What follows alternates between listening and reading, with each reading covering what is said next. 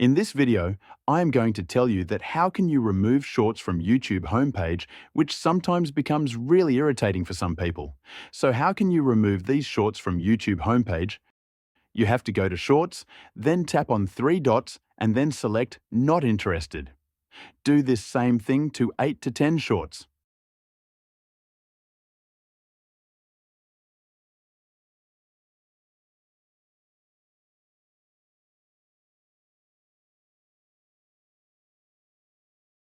After doing this, you have to close YouTube app and open it again.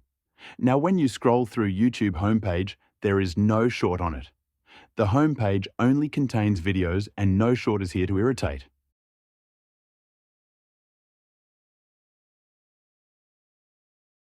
By following this way, you can also remove shorts from homepage of YouTube very easily. That's it for the video.